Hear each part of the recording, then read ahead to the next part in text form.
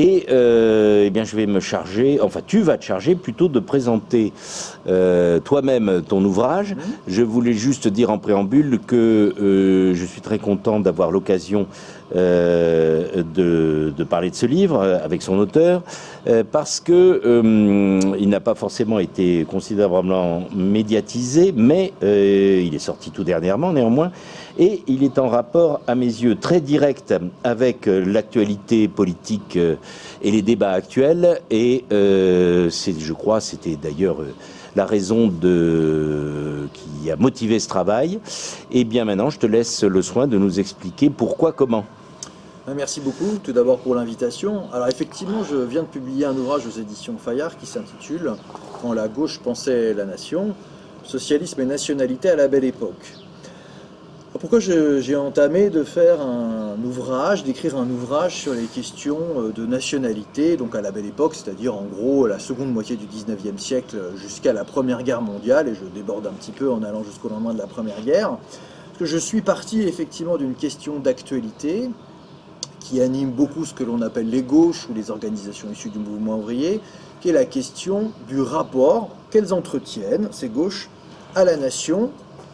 Si je schématisais à outrance, je dirais, parmi les grandes questions qui se posent et qui fracturent les gauches européennes aujourd'hui, pas qu'en Europe d'ailleurs, eh bien, c'est de savoir comment on doit considérer la nation. Est-ce qu'on doit défendre la nation? Si on défend la nation, laquelle et comment?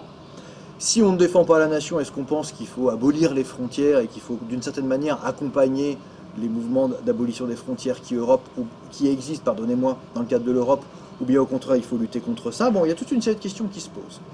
Et moi, dans le cadre de mon travail d'historien, j'avais envie de revenir sur le premier moment historique où ces questions se sont posées.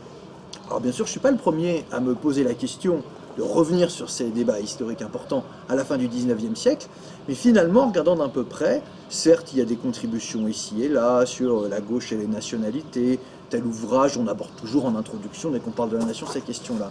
Mais finalement, il n'y avait pas d'ouvrage historique un peu dense, revenant sur la seconde moitié du 19e siècle, c'est-à-dire en gros, moi, la période qui m'a le plus intéressé, c'est les années 1870, 1880, puis les suites, c'est-à-dire c'est le moment où les premières grandes organisations ouvrières prennent de l'ampleur dans toute une série de pays européens, et comme elles prennent de l'ampleur, elles se posent de plus en plus de questions par rapport aux grandes structures existantes, par rapport à l'État, par rapport à la nation, par rapport bien sûr aux questions de lutte sociale, de lutte de classe, et donc dans les grandes questions il y a le rapport qu'on doit avoir à la nation.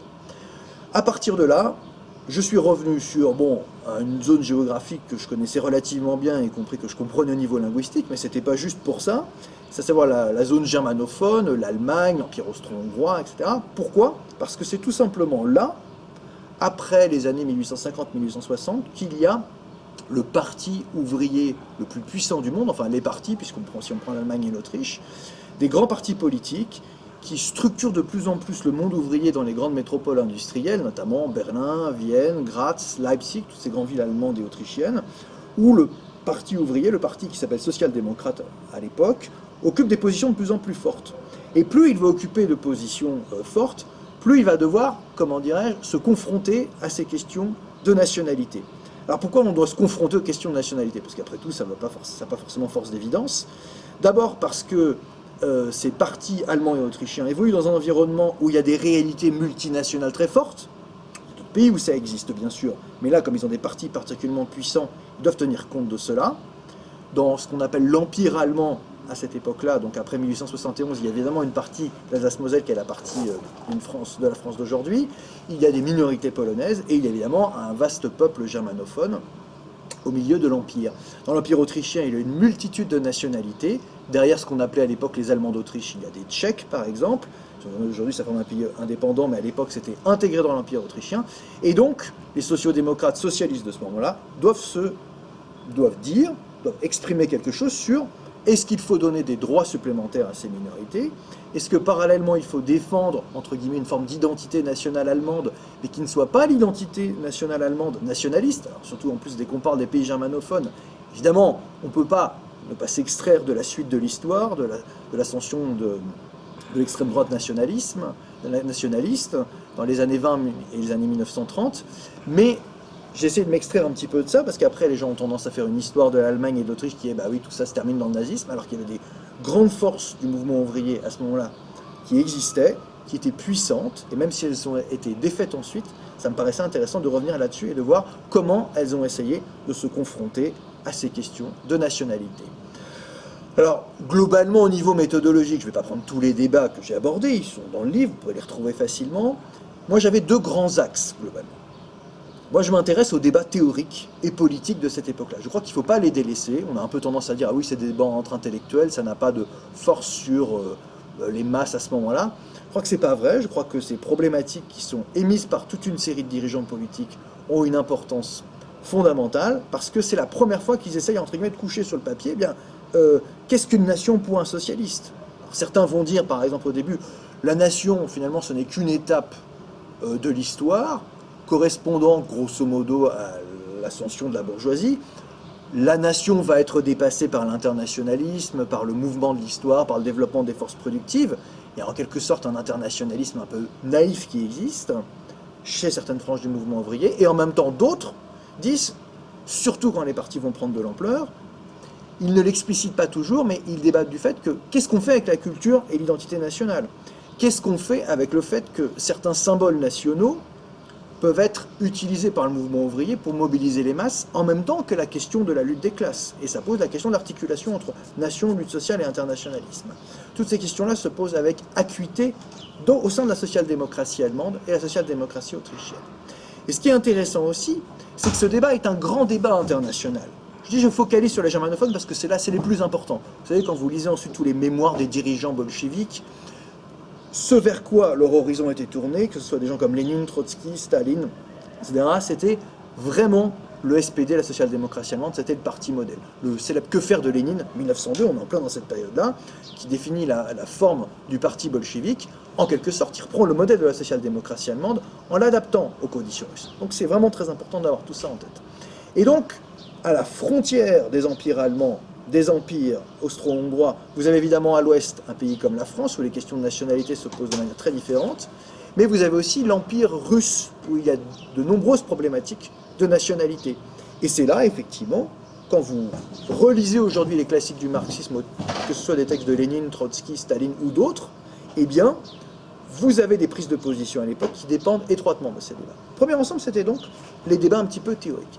Ce qui m'a intéressé aussi, et là ça renvoie à des problématiques liées au milieu militant, parce que quand on évoque ces socialistes et ces marxistes de la fin du 19e, ce ne sont pas que quelques théoriciens qui raisonnent in abstracto comme si de rien n'était.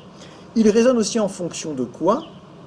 Ils raisonnent aussi en fonction des structures militantes. Il y a un peuple socialiste, un peuple social-démocrate à ce moment-là, qui grandit, qui est de plus en plus encadré par les partis et les syndicats. Et donc, eux, qu'est-ce qu'ils font de la nation? Qu'est-ce qu'ils font des nationalités? Alors c'est toujours difficile de peser qu'est-ce qui passe dans la tête des militants, parce que l'avantage des théoriciens, des structures intellectuelles, c'est qu'on a les textes, les débats dans les grandes revues, et je les ai analysés avec toute l'attention possible, mais j'essaie aussi de comprendre comment finalement, dans les défilés militants, dans le quotidien de leur vie quotidienne, eh bien, comment ils percevaient la nation et la nationalité. Et donc j'ai essayé de voir comment, par exemple, une figure très connue en Allemagne, comme Schiller, qui est un poète très utilisé dans la culture nationale allemande de manière générale, comment il cherchait en quelque sorte à gauchiser la figure de Schiller pour en faire une figure qui soit compatible avec les valeurs de l'internationalisme. Ça me paraît très important parce qu'en même temps, se pose la question à la fin du 19e siècle, pas uniquement au parti ouvrier mais à tout le monde, la question de l'écriture de l'histoire nationale. On sait que le 19e siècle a été un grand siècle de justification des nations existantes, qu'elles soient récentes ou plus anciennes. Et donc l'écriture de l'histoire se pose aussi aux marxistes de la fin du 19e. Est-ce qu'il faut tenir compte du cadre de la nation? Est-ce qu'il faut valoriser certains symboles nationaux? On a tendance à ce moment-là, chez les marxistes, à valoriser évidemment l'histoire révolutionnaire, l'histoire populaire, mais en créer un minimum dans un cadre national pour que tout cela corresponde à des réalités qui puissent être des forces mobilisatrices. Et tenant compte de ces deux choses-là, d'une part les débats théoriques, et d'autre part ce que la masse du milieu militant pouvait en faire, j'ai essayé de comprendre les articulations entre les deux sphères. J'ai essayé d'explorer pendant plusieurs années différentes sources me permettant de retranscrire cet univers, et par là même de fournir donc effectivement une contribution qui est une contribution avant tout historique, qui met les points sur les i sur un certain nombre de choses, mais qui puisse effectivement faire réfléchir à des problématiques jusqu'à aujourd'hui, parce que la façon dont les débats ont été posés sur les questions de nation, d'internationalisme et par exemple d'Europe, sont déjà très présentes, sont déjà très discutées, et ça me paraissait vraiment important de le retranscrire sous forme d'un ouvrage. Et je signale, j'ai cité les dirigeants bolcheviques, mais qu'on croise des gens comme Kautsky, Bernstein, Otto Bauer, des gens dont on entend parfois le nom, dont on croise le nom dans des synthèses, que ce soit sur l'ouvrage du socialisme ou même plus large, hein, parce que ce sont parfois des gens qui occupaient des grandes responsabilités. J'évoque aussi le cas français en miroir, parce que ça me paraissait important de revenir sur les positions d'un Jean Jaurès, hein, qui sont dans le cadre du socialisme républicain, qui sont donc assez distanciés par rapport au monde germanophone, mais tout de même. Et puis aussi, parce que qui dit question nationale dit aussi à l'époque question coloniale, les premières réflexions des socialistes sur le monde colonial. Déjà, parce que d'une certaine manière, il y a un monde colonial sur le continent européen, avec des minorités opprimées, et comment tout ça s'articulait avec les questions coloniales extra-européennes, la France étant particulièrement concernée, mais aussi le monde germanophone, l'Allemagne étant une grande puissance coloniale, ou plutôt, plus exactement, essaye de l'être à la fin du XIXe sur le continent européen. C'est le premier grand moment où les mouvements ouvriers, les gauches, particulièrement dans les pays où évidemment ils sont forts, ils se sont posés toutes ces questions, ils ont cherché à y apporter des réponses. Avant la Première Guerre mondiale, ils ne sont pas au pouvoir, donc on reste dans des milieux oppositionnels, des milieux militants qui théorisent beaucoup, qui se battent beaucoup. C'est pour ça que j'ai essayé de faire aussi un chapitre sur les lendemains, parce qu'après la révolution bolchevique, beaucoup de choses changent.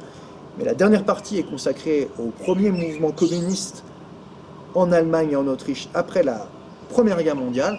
Et ce qui est très intéressant, c'est immédiatement après la révolution bolchevique, vous avez un vocabulaire très internationaliste. On pense à une république soviétique mondiale qui traverserait tout le continent européen. Ça, c'est les grands moments d'optimisme juste après la révolution bolchevique. Mais dès qu'il y a un reflux de la vague révolutionnaire en Europe, au début des années 20, tout de suite, une des premières questions, je dirais même avant même la question sociale, ça ne veut pas dire qu'elle est sous-estimée, qui ne considère pas que la lutte de classe est un moteur essentiel de l'histoire, mais il y a toujours cette question nationale qui revient. Le KPD, le Parti communiste allemand, rapidement, doit se poser la question de savoir si on doit défendre la nation allemande dans certaines circonstances, étant donné que la nation allemande, au lendemain de la Première Guerre mondiale, subit le traité de Versailles, les conséquences des réparations. Est-ce que la nation allemande est-elle devenue une nation opprimée? Si oui, le Parti communiste doit-il la défendre? En quelques mois, on passe d'un internationalisme vigoureux, de l'union du prolétariat mondial, d'une république soviétique mondiale, à des réalités concrètes à nouveau, qui sont les questions nationales et à la façon dont il faut les traiter. Donc ces mouvements aussi, entre période très internationaliste et ces moments où la nation revient, que je ne qualifierais pas de période nationaliste, mais le moment où il faut en tenir compte, eh bien ces articulations-là, évidemment c'est un moment historique situé, mais ça nous fait réfléchir, je crois, à un ensemble de questions qui sont évidemment loin d'avoir perdu leur pertinence aujourd'hui, puisqu'en réalité, sans aller trop loin là-dessus, mais je commence par là d'ailleurs dans mon livre, et j'y reviens en conclusion, quand vous lisez dans les années 1990 certains propos de philosophes, historiens ou autres, la question était d'une certaine manière réglée, le mur de Berlin est tombé, la construction européenne se fait, bon an, mal an. Hein, évidemment, il y avait quand même la guerre en Yougoslavie dès les années 90, donc c'est pas comme si c'était un ciel pur sans question de nationalité. Mais il y avait cet optimisme un peu béat dans l'idée selon laquelle les nations vont finalement disparaître, les frontières aussi, et d'une certaine manière, c'est pas plus mal parce que c'est le mouvement de l'histoire.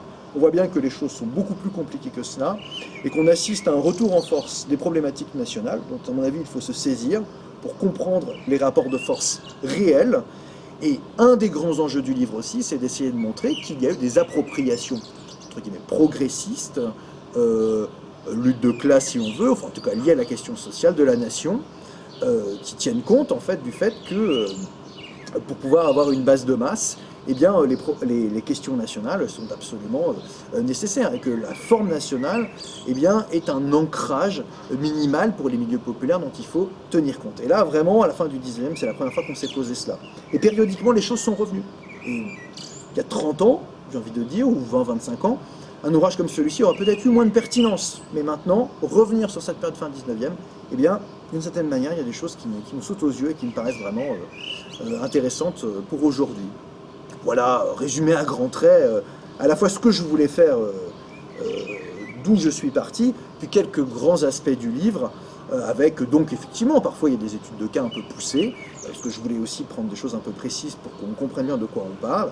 Et j'essaye toujours de relier ça à des problématiques plus larges, hein, parce que c'est vraiment des questions qui occupent les espaces géographiques sur lesquels j'ai travaillé, mais qui intéresseront bien au-delà, je crois.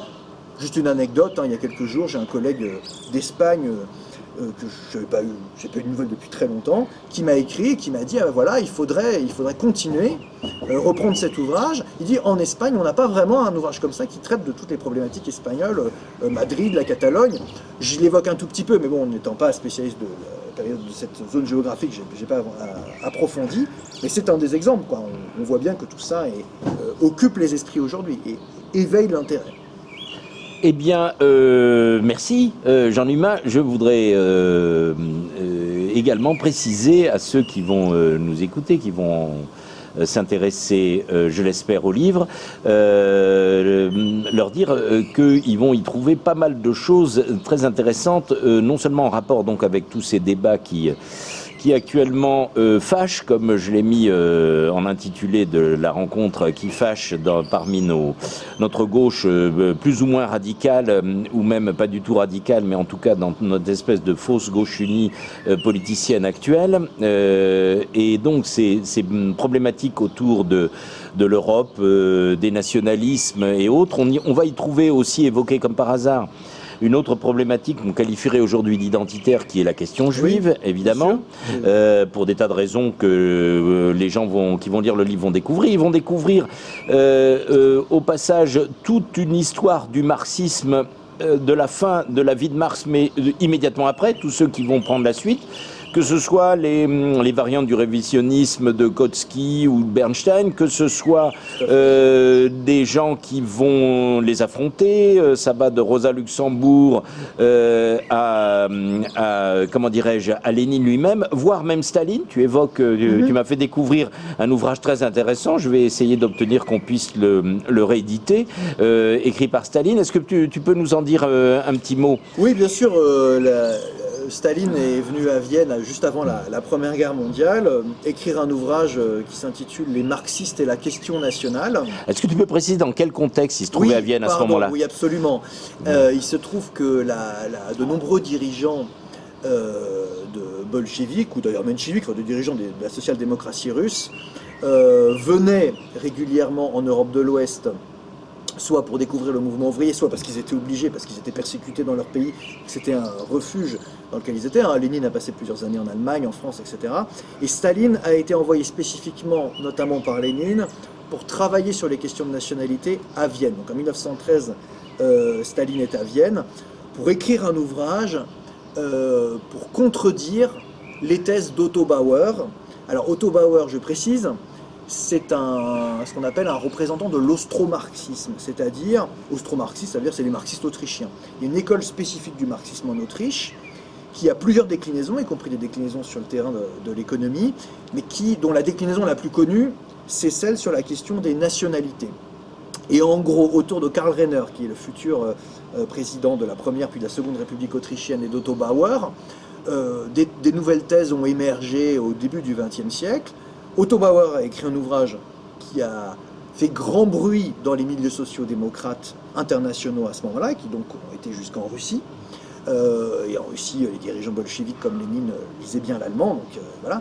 Et donc Otto Bauer a publié en 1907 un ouvrage qui s'appelle « La question des nationalités et la social-démocratie », où pour le dire très schématiquement, il avance l'idée selon laquelle il faut démocratiser la structure de l'Empire autrichien. Oui, juste une incise, c'est pour nos plus jeunes lecteurs, l'histoire étant tellement mal enseignée aujourd'hui, et ça commence à remonter à loin pour eux, il faut préciser que l'Autriche de l'époque, c'était le grand empire austro-hongrois, à tous égards, c'était ce qui restait du Saint-Empire romain germanique, et que donc ça avait une importance considérable, et c'était vraiment un empire au sens où il y avait d'innombrables nationalités là-dedans, qui vont nous donner, y compris le ventre mou des Balkans et toutes sortes de choses plus proches de nous. Ça, c'est la première des choses qu'il faut préciser. La deuxième des choses qu'il faut préciser, c'est qu'à ce moment-là, donc, les sociodémocrates dont tu parles pendant tout ton livre, eh bien, Lénine, comme tu viens de le rappeler, en faisait partie. C'est la deuxième internationale. Y compris Marx. On va reparler d'ailleurs tout à l'heure d'un autre aspect de la chose à propos de Lassalle et du programme de Gotha. Mais donc préciser que donc tout ça vient de la social-démocratie, mais qu'évidemment la social-démocratie de l'époque n'avait pas beaucoup de rapport avec ce qu'elle est ou ce qu'elle prétend être aujourd'hui. C'était juste ça que je voulais. Il ne faut pas faire d'anachronisme. Voilà, je te rends la parole. Non, bien sûr, parce que Lénine était un social-démocrate. À ce moment-là, social-démocrate, c'était issu des révolutions de 48, voilà. C'était les valeurs démocratiques en gros. Et les valeurs socialistes. C'était les marxistes. Tous les marxistes étaient dans la social-démocratie. Donc Otto Bauer, dont je parlais, est quelqu'un qui pense qu'il faut dissocier l'État de la nation et qu'il faut reconnaître des droits aux nationalités où qu'elles soient dans l'Empire autrichien, parce que l'Empire autrichien c'est une mosaïque de peuples, c'est trop compliqué. Donc il dit finalement la nation est un projet en devenir, il n'y a pas de définition fixée de la nation. Et ça pose un problème aux dirigeants bolcheviques, dont Lénine et Staline. Et Staline écrit un ouvrage contre Otto Bauer, et d'ailleurs beaucoup de gens connaîtront souvent les thèses d'Otto Bauer pendant longtemps avec les lunettes de Staline, parce que le texte de Staline est beaucoup plus connu. Et Staline avance l'idée qu'il peut y avoir dans certains cas des droits nationaux accordés à des minorités, mais qu'il peut aussi y avoir ce qu'on appelle le droit à l'autodétermination des peuples, c'est-à-dire le droit à la sécession. Donc il fait une articulation entre les deux, et surtout il avance l'idée, une définition stalinienne assez connue ensuite de la nation, qui consiste à dire que la nation malgré tout, eh bien il y a un territoire, une langue, qu'il y a quand même des choses stables dont il faut tenir compte, sinon on ne peut pas définir ce qu'est une nation, on ne peut pas définir ce qu'est une nationalité, et donc le projet de Bauer ne peut pas correspondre aux intérêts fondamentaux des peuples. Donc effectivement cet ouvrage-là de Staline, alors il n'est pas si important que ça dans le contexte d'avant 14, mais il deviendra très important ensuite, puisqu'évidemment Staline sera le maître de l'Union soviétique. Mais la première fois que Staline a publié un texte important, alors il en avait écrit d'autres avant, mais un texte un peu structurant sa pensée sur les nationalités, c'est dans ce contexte-là. C'est même pas, il n'est pas en Géorgie ou à Moscou à rédiger ce texte-là. Il va à Vienne envoyer. Et il voyageait peu. Il voyageait peu, c'est sa seule sortie de l'Empire russe avant la Première Guerre mondiale. Il voyagera d'ailleurs très peu ensuite aussi, sauf pour des grands sommets internationaux dans un tout autre contexte. Oui, pour d'autres raisons. Voilà, et pour de toutes autres raisons. On n'imaginait pas du tout à ce moment-là ce qui serait. Et Staline d'ailleurs se fait aider à Vienne pour se faire traduire les textes parce qu'il lit pas l'allemand. Alors je ne suis pas spécialiste j'ai essayé de reconstituer, mais c'est pas évident. Quelqu'un comme Boukharine, voilà, bref, était à ce moment-là à Vienne et a aidé Staline en fait à lui traduire des textes, probablement oralement. Donc en fait Staline travaille avec d'autres Russes qui sont présents à Vienne et qui lui traduisent les textes, qui lui expliquent la situation et lui fait un texte donc contre, entre guillemets, les austro-marxistes à ce moment-là. Donc c'est vrai que là ça nous perd, on est au cœur du problème, c'est qu'est-ce qu'une nation ? Voilà. Comment, où est-ce que ça commence ? Où est-ce que ça s'arrête ? Enfin, vous voyez ce que je veux dire, si tant est qu'on puisse arrêter une définition. Mais en tout cas, tous ces gens, au-delà de la pertinence des arguments des uns et des autres, ils ont tous en commun une chose, c'est qu'ils se disent on ne va pas pouvoir ne pas fixer un minimum une définition et ne pas avoir un programme par rapport à cela, sinon, entre guillemets, on va se faire avoir. Parce que, tu as rappelé effectivement, il y a la question de l'antisémitisme, il y a la question d'un nationalisme fort, parce que ce que j'essayais de faire aussi, c'est que parfois on me reproche ça, on dit ah oui, vous êtes complètement immergé dans vos débats sur au sein des marxistes, chez les marxistes, chez les sociaux-démocrates, et c'est déjà tellement riche que ça vous prend déjà du temps. Mais c'est vrai qu'il ne faut pas oublier que s'ils écrivent ça, eux ils sont dans un contexte politique où ils ne sont pas du tout majoritaires, ils sont forts en Allemagne et forts en Autriche, mais pas majoritaires, et donc ils réagissent aux autres. Le nationalisme, entre guillemets, en français on appelle ça du nationalisme chauvin, lié souvent à un antisémitisme viscéral, est en augmentation. Il y a des ligues nationalistes très fortes dans le monde germanophone, et donc les sociodémocrates essayent finalement de donner des définitions de la nation qui leur permettent d'avoir un ancrage dans la culture nationale allemande ou autrichienne, enfin beaucoup rêve à ce moment-là de la Grande Allemagne. Alors, si je dis la Grande Allemagne, les gens vont me dire c'est horrible, c'est l'Anschluss, c'est Hitler et tout. Il faut savoir que la Grande Allemagne, c'est-à-dire une sorte de Saint-Empire romain germanique républicain et démocratisé, c'est un rêve de la gauche des révolutions de 48 oui, et tout au 19e. C'est plutôt celle de Goethe, voilà, de von Humboldt ou de gens comme ça. C'est la gauche progressiste qui veut une Grande Allemagne où tous les peuples germanophones seraient dans un même ensemble, frères, etc. Évidemment, la résolution de la question ça a été fait plus tard et par de toute autre force politique, mais tout de même, pendant longtemps, on essaye de contrer les projets nationalistes en proposant un contenu socialiste à ces questions-là. Donc c'est ça qui me paraît vraiment important et intéressant, et de les suivre pas à pas, parce que le travail de l'historien, évidemment, surtout pour l'Allemagne et l'Autriche, on sait bien ce qui va se passer après avec les questions nationales. Comment ne pas y penser?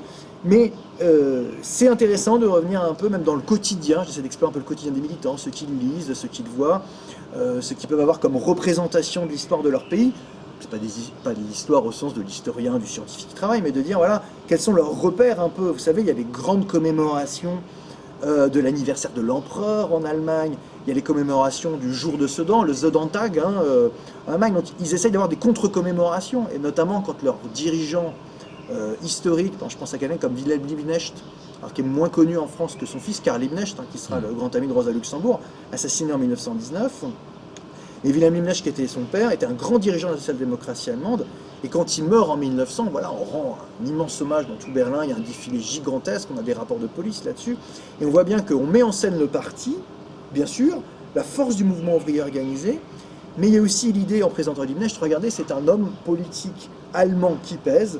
Et finalement, en quelque sorte, la nation allemande, ça devrait être nous, sous une autre forme, avec un contenu plus progressiste, mais c'est nous. Il y a ce côté-là, il y a dire, on ne va pas lâcher ça. Il y a plein de choses, je prends pas mal d'exemples. Je parlais de Wilhelm Liebknecht, ça me revient là. Wilhelm Liebknecht, il a sorti un dictionnaire de la langue allemande où il fait plein d'incises sur la façon dont la langue allemande a été construite, aussi avec des apports étrangers, pour dire, en quelque sorte, pas en quelque sorte, pour dire dans son cas, nous, sociodémocrates, donc marxistes, socialistes dans le contexte de l'époque, nous aimons la langue allemande, nous aimons, entre guillemets, l'histoire allemande, mais nous l'aimons parce que nous savons que c'est aussi le fruit, entre guillemets, d'une culture cosmopolite, internationaliste. Mais cosmopolitisme et internationaliste ne veulent pas dire renoncer à défendre, entre guillemets, le socle national, si je puis dire. Évidemment, c'est une articulation difficile. On voit bien qu'ils sont toujours en train d'hésiter. Il y a des débats très virulents, de tendances qu'on connaît bien entre Bernstein, Kautsky, Rosa Luxembourg sur une série de questions. Mais il y a aussi des débats sur cette question nationale. Alors, ils sont d'ailleurs pas toujours explicités. C'est ça qui est intéressant aussi. Il faut aller voir un peu sur le côté, comment ils perçoivent la nation de façon différente. C'est pas toujours, vous savez, il n'y a pas l'ordre du jour pour l'historien un siècle et demi après. La nation, c'est ci, ça, ça, ça, ça. Il faut regarder même comment les programmes politiques sont construits. Tu évoquais la critique du programme de Gotha. Ce qui est intéressant, quand vous regardez par exemple en 1848 la Ligue des communistes, où sont Marx et Engels, le premier élément du programme, c'est l'Allemagne sera déclarée république unie et indivisible. On essaie de résoudre la question nationale d'abord. Oui. Il nous faut une république allemande. Alors, à propos justement du programme de Gotha, alors, beaucoup, je l'espère, l'ont lu. C'est le texte politique le plus explicite et le plus évident de Marx avec le manifeste du Parti communiste. Généralement, je m'aperçois que les gens l'ont très mal lu ou de travers, comme d'ailleurs la plupart du corpus marxiste, ou ne lisent absolument pas ce qui est marqué, pourtant particulièrement explicite de la part de Marx. Mais ce qui est intéressant, c'est que grâce à ton livre, on a tout le contexte des débats politiques, justement, de la social-démocratie, où s'inscrivait Marx, où s'inscrit ce fameux congrès, d'autres aussi avant dont tu parles, et on évoque qui était la salle, qu'est-ce qu'il représentait, d'où il venait, et ainsi de suite. Et je pense que c'est très intéressant de l'apprendre, pour ceux qui ne le connaissent pas, pour avoir ça à l'esprit quand on lit ou on relit attentivement. Je pense que ça le mérite. Les fameuses gloses marginales de Marx, où il descend en flèche, mais alors cruellement, les élucubrations faites par la salle, préfigurant en cela, suivez mon regard, ce que nous avons, y compris depuis une bonne cinquantaine d'années au moins en France, et sans doute même avant, parmi nos soi-disant gauche, y compris notre soi-disant gauche radicale, y compris parfois communiste, pour leur dire, mais écoutez les gars, tu racontes n'importe quoi, t'as rien compris. Et pour dénoncer Lassalle comme un petit bourgeois, un philistin, comme il disait à l'époque, et où il lui martèle des choses parfaitement claires qui tombent sous le sens, y compris d'ailleurs en rapport avec les questions nationales, bien qu'elles soient pas... Elles sont quand même traitées dans la glose marginale, puisqu'elles sont traitées dans le fameux programme de Lassalle. Alors, est-ce qu'en 2 mots, on ne va pas déflorer, il faut lire le livre évidemment, tu peux resituer justement, là on est encore du vivant de Marx, dont tu pars, et c'est ça qui est très instructif. On voit comment on part du vivant de Marx, etc., de la Commune, qui est très présente, qui a lieu à ce moment-là, puisqu'on est en train de la commémorer de manière assez étrange, dans une espèce d'occultation des réalités à la fois historiques et idéologiques dans laquelle on est plongé depuis quelque temps. On part de la Commune, on est un corps du vivant de Marx, et ça va déboucher pas très longtemps après, avec des personnages qui nous paraissent beaucoup plus modernes ou contemporains, mais qui ne le sont finalement pas beaucoup, qui sont Rosa Luxembourg, Lénine, Staline, Kautsky, Liebknecht, etc. Ils sont tous là dans ton livre. Et alors, ce qui est intéressant, c'est que cette espèce de remise en scène du contexte du programme de Gotha et des débats dans lesquels Marx est intervenu très clairement, et on en a la trace par ces fameuses gloses marginales, tu nous expliques qui c'était, qu'est-ce qui les opposait, d'où ils venaient, etc.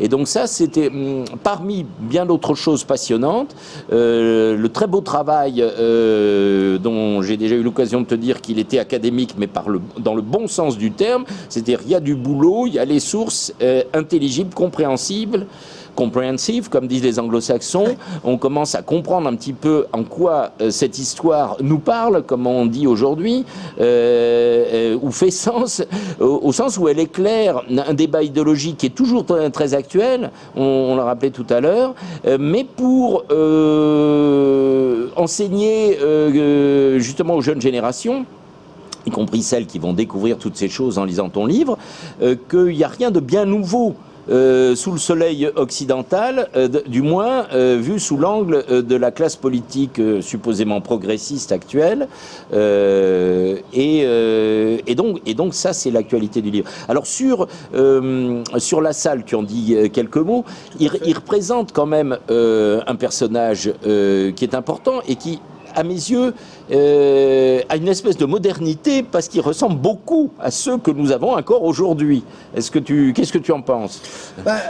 Lassalle, bon, pour préciser pour tout le monde, c'est un révolutionnaire de 48, c'est quelqu'un qui a été, qui est toujours considéré, bon, pour ceux qui connaissent l'histoire du mouvement ouvrier en Allemagne, comme quelqu'un d'important, parce que c'est lui qui a fondé le premier parti ouvrier, en fait, même avant Marx, en 1863, en français, c'est l'Association Générale des Travailleurs Allemands, et qui est mort dans un duel pour une comtesse un an après. Donc c'est effectivement un personnage du 19e siècle, c'est une espèce de dandy avec des côtés complètement invraisemblables, qui écrit des choses plus ou moins intéressantes, qui est à la fois quelqu'un en fait qui est courageux, qui prend des risques, y compris pour ses amours personnels, mais qui en même temps effectivement est un personnage assez grotesque, enfin, je trouve. Disons superficiel. Superficiel, voilà. Il écrit des écrits.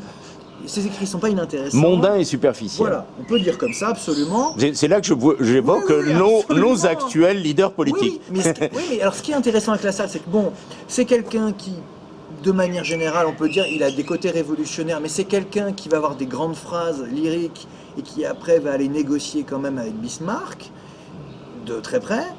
C'est quelqu'un, mais tout en étant détendu, enfin je sais pas comment le dire autrement. Enfin, voilà. Tu as l'approbation du merle de la librairie, il est d'accord. Voilà. Bon, c'est quelqu'un qui écrit des choses sur l'autonomie ouvrière assez fortes, parce que c'est le premier à dire il nous faut une sorte de parti ouvrier indépendant. Donc il pose l'indépendance de classe tout en venant d'un univers les ouvriers de Leipzig l'appellent à son secours pour créer un premier parti ouvrier. Donc c'est quand même lui qui cette première forme-là. Et en même temps, effectivement, ce courant lassallien est un courant qui finalement, là pour le coup, est assez nationaliste, vise plutôt à l'intégration dans l'État. Et un des grands combats de Marx et des marxistes ensuite, bien qu'effectivement parfois on a un peu trop opposé la scène et les marxistes comme si c'était deux blocs homogènes, les militants ne comprenaient pas tous les enjeux des débats. C'est vrai que ça c'est un peu le travers qu'on peut avoir, regardez les textes, on se dit là. Mais il est clair que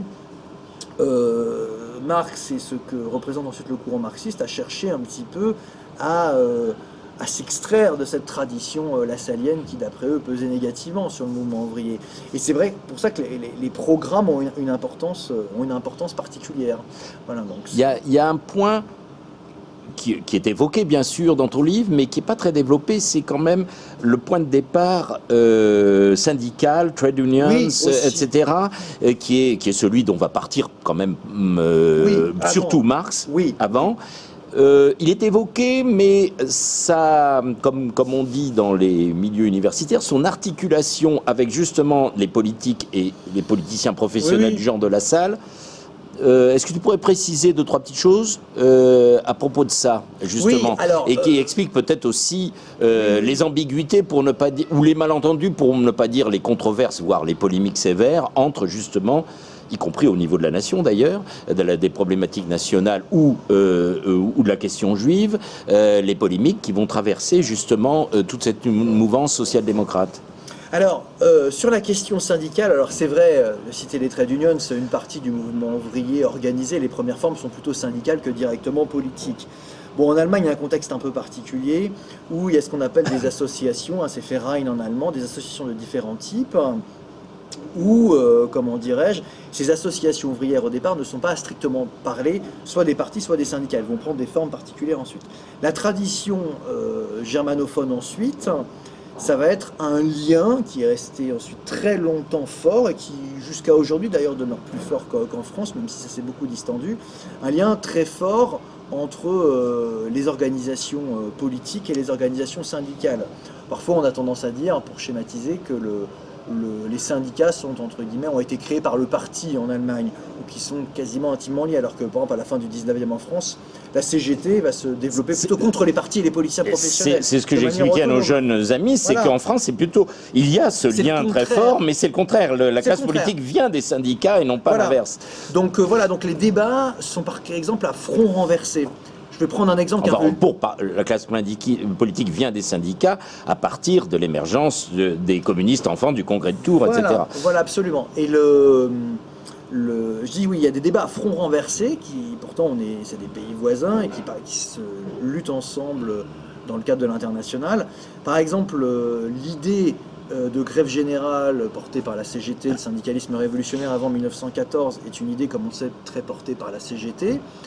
Contre laquelle s'élèvent beaucoup de dirigeants socialistes, y compris des marxistes ou prétendus comme tels, comme Gued et les guédistes, qui trouvent que le syndicalisme révolutionnaire et la grève générale, tout ça, ça ne sert à rien, c'est n'importe quoi. Oui, tu aimes bien Gued pour toi. Oui, mais Gued, par ailleurs, est une figure très intéressante. Il y a eu pire, il y avait Blum, par exemple. Mais enfin bon.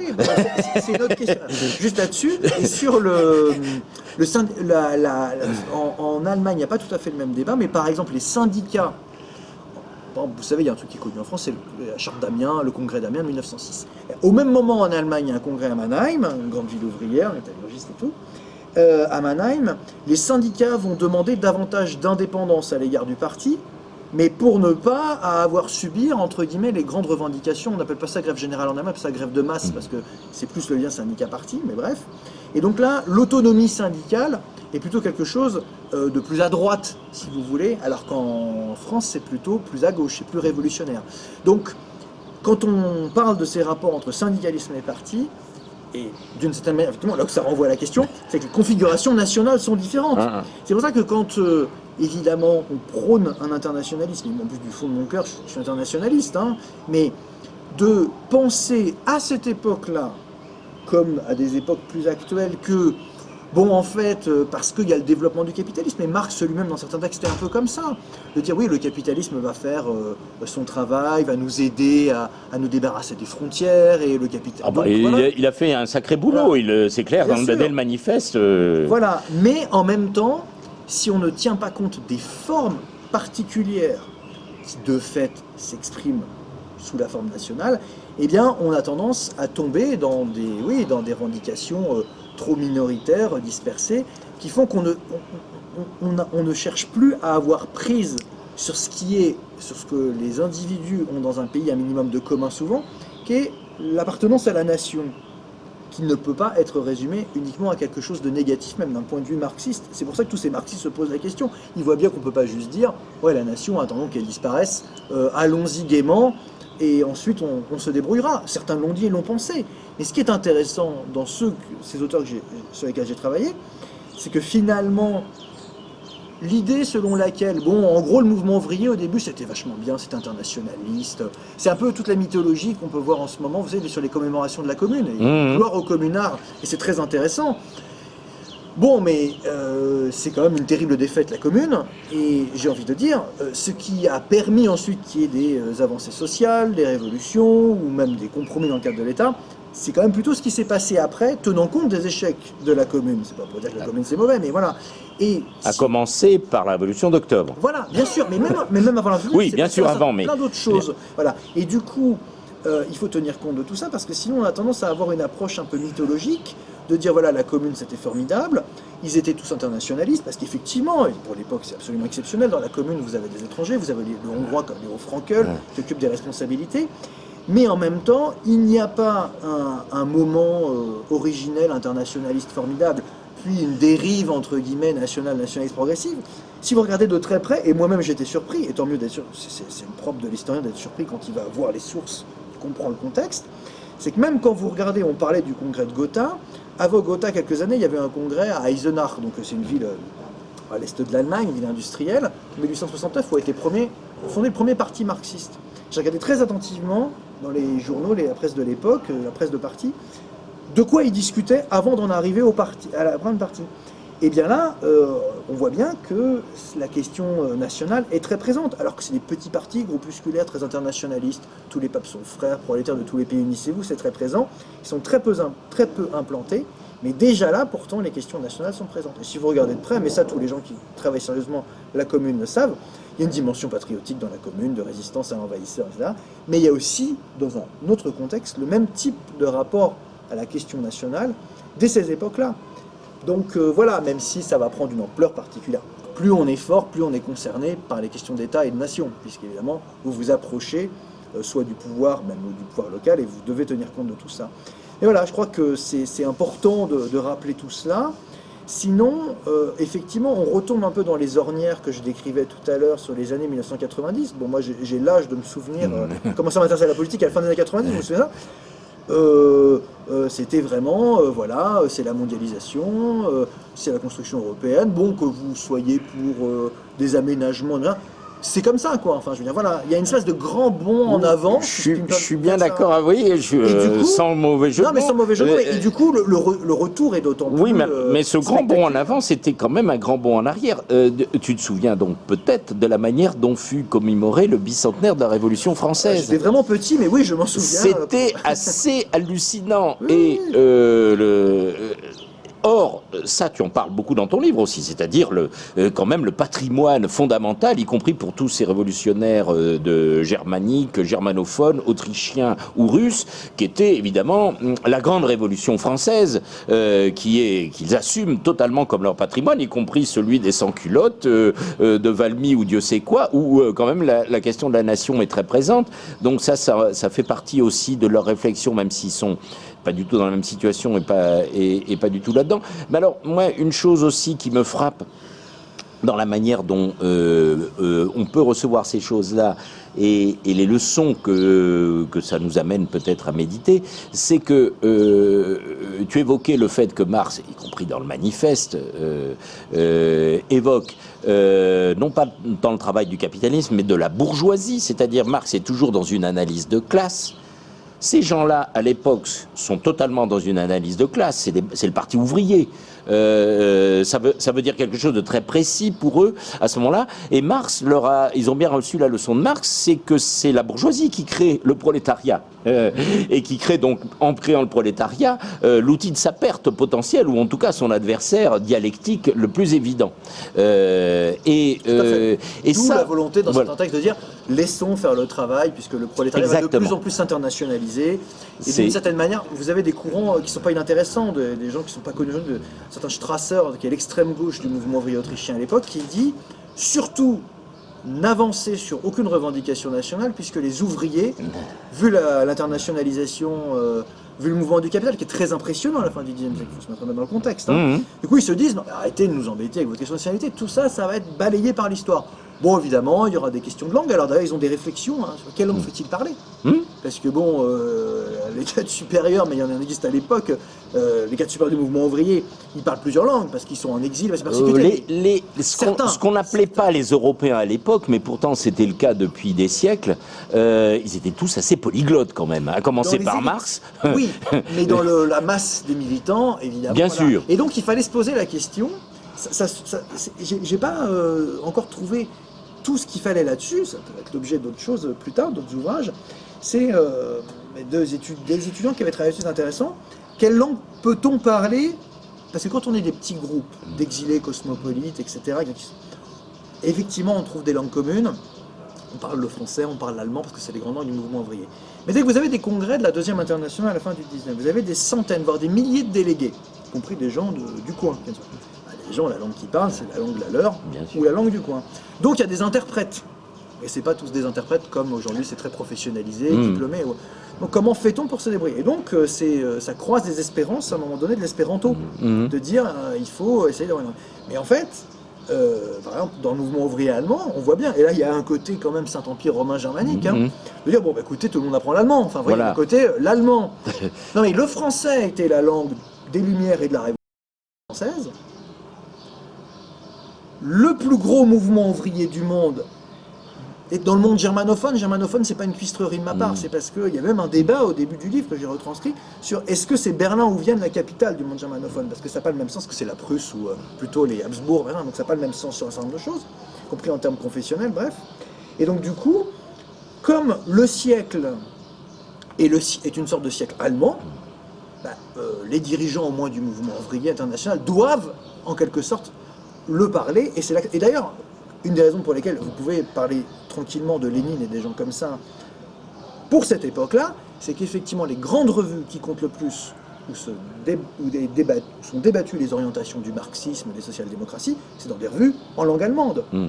Soit ils écrivent directement en langue allemande, des gens comme Lénine, soit ils se font traduire pour être publiés, parce que c'est dans cette langue-là que ça se passe pour une large partie. Alors il est vrai que plus... Ce qui lui permettra de lire La science de la logique de Hegel à ses heures perdues. Évidemment. Et de dire que c'est parce que justement il a lu et compris que lui va enfin pouvoir faire quelque chose de Marx. Mais je voulais juste une petite remarque à propos de ça. Est-ce qu'on ne peut pas dire aussi, mais c'est en creux, c'est pas dit dans ton livre, mais justement c'est pour ça que j'évoque ça peut-être en conclusion là, de notre présentation du livre, j'espère qu'on aura donné envie aux gens de le lire, et franchement ça vaut la peine. Marx, lui, c'est l'éternel exilé aussi, il ne faut pas oublier à ce moment-là. Il est viré, y compris, il aurait participé à la Commune s'il n'avait pas été viré, tout simplement. Il connaît très bien les Blanquis et compagnie. Il est tout sauf Blanquiste, il se retrouve à Londres, après être passé par Bruxelles et Dieu sait où, par toute une série de... Mais justement, il est à Londres. Et de là, il est dans un point d'observation où on comprend comment il construit lui-même son travail, son système, en empruntant, y compris aux économistes anglais, en voyant bien, y compris comment fonctionnent justement les trade unions britanniques. Il est au cœur du développement de l'impérialisme. Il en parle d'ailleurs explicitement dans certains passages du Capital. Alors, est-ce que justement, il n'aurait pas été utile qu'il ou plutôt, est-ce que certains, la plupart de ceux dont tu parles dans ton livre, n'ont justement pas tiré la leçon de ce qui va quand même être ce qui va leur arriver à la fin de la Première et surtout de la Deuxième Guerre mondiale, c'est-à-dire l'arrivée du véritable et du principal impérium qui devait émerger déjà depuis le début du XXe siècle et qui est celui anglo-saxon et singulièrement des États-Unis. Parce que lui, il est à ce poste d'observation, il voit très bien tout ça, il voit très bien que... et c'est dans cette perspective qu'il voit la problématique nationale. Absolument, mais il y a des textes très intéressants, notamment un texte de Kautsky là-dessus, qui est assez connu dans l'histoire du marxisme, mais pas non plus, pas le plus connu, bref, où il se pose la question de pourquoi le socialisme, entendu le socialisme marxiste à l'époque, n'a-t-il pas d'implantation suffisante aux États-Unis. c'est pour ça que je dis que le poste d'observation privilégié est la social-démocratie des pays germanophones, parce qu'aux États-Unis, ceux qui se réclament du socialisme de ce même type, influencé par le marxisme, sont très minoritaires, très marginaux. Il y a une différence entre les analyses que vont produire un certain nombre de théoriciens marxistes sur l'évolution du capitalisme, où effectivement la question américaine va devenir de plus en plus importante, y compris chez Marx, c'est déjà le cas. Il s'intéresse beaucoup à Lincoln, il s'intéresse beaucoup à la guerre de sécession. Mais en même temps, la réalité du mouvement ouvrier organisé, c'est sur le continent. Parce que même le cas britannique, que j'évoque assez marginalement là, c'est vrai, ça mériterait d'être pris. Le socialisme britannique... Quand même, il s'intéresse beaucoup au mouvement ouvrier anglais. Absolument. Donc anglais, oui, parce qu'il y a des parce que l'Angleterre, c'est le leadership en la matière. En la matière, comme syndicat, etc. Mais dans le cadre, quand vous vous intéressez aux débats de type théorique sur toute une série de questions fondamentales, l'Angleterre est quand même un peu à part, et ce qui se fait de plus fort en termes politico-théoriques à ce moment-là, c'est quand même essentiellement autour de revues comme Die Neue Zeit, etc. Évidemment, c'est d'ailleurs parfois, comment dirais-je, on ne peut pas exclure cette question anglaise facilement, parce que Bernstein, le fameux révisionniste, celui qui révise pour la première fois. Des révisionnistes, enfin l'inventeur du révisionnisme. Voilà. Lui, on dit alors... Au sens de, il faut réviser, il faut moderniser, il faut actualiser le marxisme. Voilà, exactement. Un truc qu'on a entendu depuis sous tous les tons et avec toutes sortes de mélodies et de variantes. Absolument. Ou de variants, comme on dit aujourd'hui. Exactement. Et Bernstein, il y a différentes écoles, différents spécialistes de sa pensée et de sa trajectoire, mais Bernstein... beaucoup disent que ce qui l'a converti entre guillemets au réformisme, au révisionnisme, c'est sa trajectoire, parce qu'il a été longtemps en Angleterre et qu'il a observé. Il se dit finalement des syndicats plus modérés, donc les fameux trade unions qui existent depuis les années 1830, qui vont donner lieu à un parti travailliste, ou les fameux Labour Party en 1906. Donc ça c'est après, Bernstein en Angleterre avant. Et bien finalement c'est une voie de compromis qui paraît être plus efficace que la voie, à l'époque plutôt la voie allemande encore une fois, d'avoir un parti certes fort, certes puissant, mais qui finalement ne pèse pas beaucoup sur les rapports de force fondamentaux. Donc ça, effectivement, cette question anglaise est très présente. Alors j'ajoute, parce que sur la question anglaise, tout de même, j'en ai pas parlé, on peut pas parler de tout. Oui, bien sûr, non, c'est pas un reproche, mais c'est justement pour compléter, peut-être pour un prochain livre, je ne sais pas. Avec plaisir. La suite. Tout à fait. La question des alliances, parce que dans le courant de Bernstein, ou plutôt les révisionnistes, réformistes, ils débattent beaucoup de la question nationale. Ils débattent de tout, y compris c'est le début du sionisme aussi, donc certains le sont très pro-sionistes. Oui, ça c'est un point. Ça c'est un point que tu évoques, qui est largement évoqué dans le livre et très instructif. C'est sur la question. C'est Theodor Herzl, l'État des Juifs. C'est 1896. On est complètement là-dedans. Donc certains prennent à bras le corps la question. Et il y a cette question-là, et il y a la question des alliances. Parce que, par exemple, Jean Jaurès, pour prendre un cas français bien connu, qui est donc un socialiste, qui a une sensibilité révolutionnaire, mais qui est ancré dans la République et qui peut plutôt peser dans le cadre des institutions. Et donc très sensible à la question des alliances diplomatiques et militaires. Donc, par exemple, quand se pose la question de l'alliance entre la Grande-Bretagne, la France et la Russie, qui sera donc l'alliance pour la Première Guerre mondiale, comme chacun sait, eh bien, la Grande-Bretagne, bon, d'accord, c'est une royauté, mais bon, il y a un parlement, il y a des partis ouvriers massifs organisés, c'est acceptable. Dès qu'il s'agit de s'allier avec la Russie... C'est une démocratie constitutionnelle. Exactement. Donc, voilà. C'est démocratique, donc ça va. Ça va. La Russie, le tsar, la dictature... C'est totalitaire. Voilà. Le mot n'existe pas encore à ce moment-là, mais c'est beaucoup plus dur de s'allier avec eux. Et du coup, se pose toute une série de questions. Et donc, là-dedans, il y a un débat sur, notamment chez les Allemands, sur est-ce que finalement la voie britannique est la bonne? Est-ce qu'il faudrait davantage suivre le modèle britannique? Tout ça est très présent parce que, et derrière la voie britannique, la voie à l'anglaise, dit-il en allemand, c'est l'idée qu'on va s'économiser ce qu'ont fait les Français, c'est-à-dire la Révolution. La commune est appréciée par certains, mais en fait la commune elle est très critiquée un peu par tout le monde. Pourquoi? Parce que les plus à gauche trouvent qu'on n'était pas assez organisés et que la Révolution a échoué. Y compris Marx lui-même. Marx lui-même. D'ailleurs, Marx même, hein, c'est rappelé. Marx, on a sur le moment, mais toute la 10 ans après, la correspondance est sévère. c'est ce que je l'ai renvoyé au petit camarade qui nous servait un Marx quasiment blanquiste. Je dis, qu'est-ce que c'est et Engels n'est pas moins sévère d'ailleurs lui-même. Marx évidemment, comme Engels salue la Commune, c'est pas pour rien que c'est la dictature du prolétariat. Cher philistin allemand, vous voulez savoir ce que c'est la dictature du prolétariat. Mais pour autant, de manière très dialectique, il explique pourquoi ça a merdé, justement, et pas pour rien. Et les plus à droite, entre guillemets, dans le socialisme de l'époque, trouvent qu'au contraire, la Commune, c'est justement, ça incarne une tradition insurrectionnelle qui fait que c'est plutôt négatif, alors que la tradition britannique, c'est la voie du compromis, c'est la voie du compromis de classe, en fait. Et donc ces débats-là sont très présents. Qui va d'ailleurs devenir la voie du dialogue social allemand. Oui, effectivement. Alors, et du syndicalisme allemand. Du syndicalisme allemand. Absolument. Et après la Première Guerre mondiale, lorsque les sociodémocrates auront le pouvoir et qu'ils écraseront donc les plus à gauche, donc les spartakistes, qui sont tous des anciens sociodémocrates, c'est le moment. Là, j'étudie le moment de la sécession. Et il y a des accords.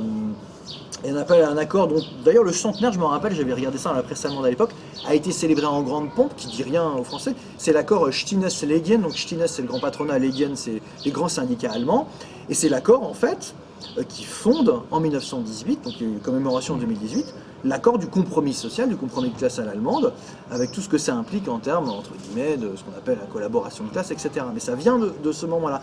Et c'est des sociodémocrates qui ont, avant la Première Guerre, beaucoup réfléchi à la voie à suivre et qui souvent justement regardaient de ce point de vue-là du côté des Britanniques en repoussant en plus les Français. Alors c'est assez intéressant parce qu'on repousse les Français parce qu'ils sont trop révolutionnaires, c'est cette tradition, puis il y a la CGT syndicaliste révolutionnaire, et en même temps ils ont un argument entre guillemets de gauche qui n'est pas dénué de fondement empirique, qui est de dire mais regardez la République française, votre République bourgeoise, prennent les mots, qui est quand même bourgeoise, du point de vue social, ils disent mais en termes d'avancée sociale, sur certains points, c'est moins bien que l'Empire de Bismarck. Bien sûr. Mais... Et donc, effectivement, Bismarck, pour couper... Marx l'a souvent rappelé. Absolument, pour couper l'herbe sous le pied au mouvement ouvrier, avait effectivement octroyé aux ouvriers allemands, à plusieurs corporations d'ouvriers allemands, dès les années 1880, des assurances sociales très avancées, beaucoup plus que celles de la Troisième République. Alors après, ça va se réajuster. Il y a tout ce qu'on appelle une nébuleuse réformatrice qui cherche à allier des dirigeants syndicaux ouvriers modérés et une partie de la bourgeoisie pour avancer vers un État social, etc.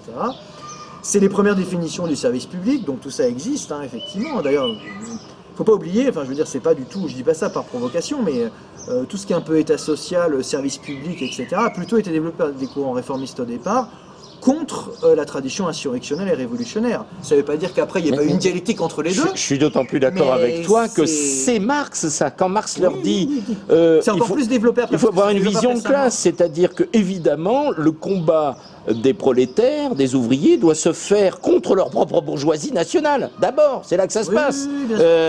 Et c'est là qu'a lieu, que se noue le rapport de force. Le rapport de lutte des classes, c'est à ce niveau-là, c'est dans chaque nation. Si on essaie d'internationaliser tout ça, on va nulle part. Et d'ailleurs, on voit très bien où ça a mené, par exemple, les trotskistes et quelques autres du même genre. Donc, oui, bien sûr, je pense que c'était... mais c'est justement ce que ton travail, ton livre, permet de se remettre à l'esprit, pour ceux qui l'avaient déjà, donc de se le rappeler, se le remémorer, ou mieux le comprendre et le découvrir pour beaucoup. À qui, encore une fois, je conseille vivement de lire ton livre. Là, maintenant, je te laisse éventuellement peut-être le soin de conclure, si tu veux ajouter quelque chose. Oui, peut-être un mot dont on a finalement relativement peu parlé, mais qui est présent, qui est la question européenne. Oui, on en a parlé en très filigrane. juste. La question européenne, parce que je me suis intéressé, alors là, je suis dessus, parce que j'ai un peu fait dans le livre et je continue. C'est alors, est-ce qu'il y a une revendication pro-européenne dans les mouvements ouvriers à la fin du 19e ? Alors c'est vrai qu'il y a des débats sur des mots d'ordre, États-Unis, socialistes d'Europe. Est-ce qu'on ne peut pas faire en Europe ce que les Américains ont fait avec leurs États confédérés, etc. Donc c'est pas la question centrale. Ils ne sont pas comme nous à débattre évidemment de la construction européenne, parce qu'il n'y a pas de construction européenne au sens strict institutionnel, etc. Mais ce sont des problématiques qui commencent à émerger. C'est la première fois qu'on essaie de se poser la question, à savoir, est-ce que l'Europe peut-il être une entité structurelle, pertinente pour construire les luttes sociales. Voilà. De l'Atlantique à l'Oural, aurait dit le général de Gaulle. C'est vrai que c'est vrai de l'Atlantique à l'Oural parce que la social-démocratie est intéressante. Donc c'est intéressant de découvrir ça. Et évidemment, ça nous pose des questions par rapport à toutes nos questions de nation, supranationalité, oui. des questions encore présentes, même si évidemment... Entendons-nous bien, encore une fois, à l'époque, oui, il y avait la lutte de classe qu'ils avaient présente à l'esprit. Donc évidemment, le type de supranation ou d'union des différentes nations supposait que la révolution eût été faite, ou en tout cas que le rapport de force fût favorable préalablement pour pouvoir concevoir une telle union. C'était quand même présent à l'esprit de tous. Ils ne pouvaient pas imaginer qu'ils allaient faire d'abord l'union des nations pour ensuite faire la révolution, ou que ça allait permettre de révolutionner les rapports sociaux de production. Évidemment, ça suppose, et ça c'est quand même clair chez tous les marxistes, du moins à l'époque, qui avaient encore présent à l'esprit la problématique prioritaire de lutte des classes comme détermination, de se dire que, évidemment, ça pouvait être le théâtre de la lutte des classes à partir du moment où elle était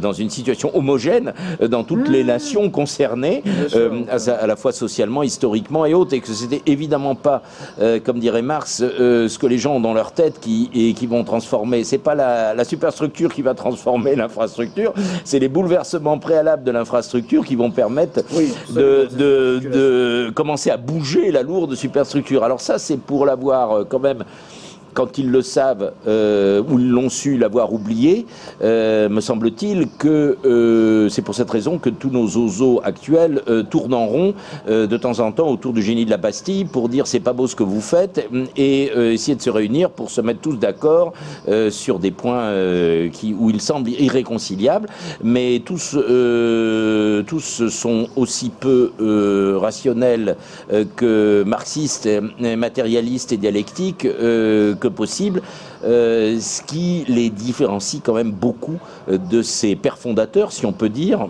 européistes, marxistes de l'époque. Bien sûr, tout à fait. Mais voilà, ça fait partie des questions qui peuvent être prolongées, reprises.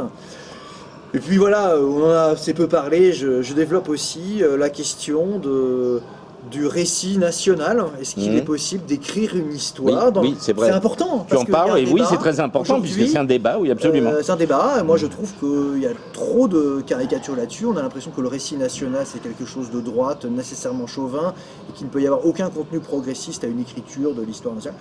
Je pense que ça mérite d'être exploré, et c'était leur problème. C'était leur problème, quand ils tentaient d'écrire pour la première fois une histoire des origines de l'humanité, parce qu'on remonte loin, on essaie de trouver les idées, les premières idées égalitaristes, mais force est de constater qu'ils ne négligeaient pas le fait qu'évidemment la forme et le cadre national étaient importants.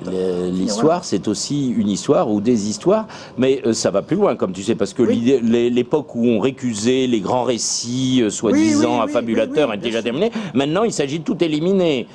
On va au-delà du foucaldisme ou de Lévi-Strauss, c'est les peuples sans histoire, c'est-à-dire on efface tout.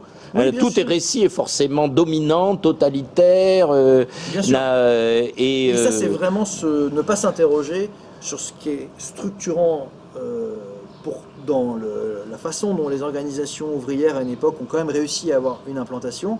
C'est qu'avoir un récit, c'est permettre des appropriations populaires d'un certain nombre de choses. Bien sûr. Sans quoi, évidemment, on peut tout déconstruire, c'est confortable. Voilà, il faut un minimum de représentation commune si on veut une action collective quelconque. Je veux dire, c'est quand même le b.a.-ba. Aussi banal que ça puisse paraître, ce n'est pourtant pas évident. Et donc, c'est aussi des choses comme ça que j'essaie de réexplorer dans l'ouvrage. Voilà. Eh bien, merci beaucoup. Et merci à toi et bravo. Merci.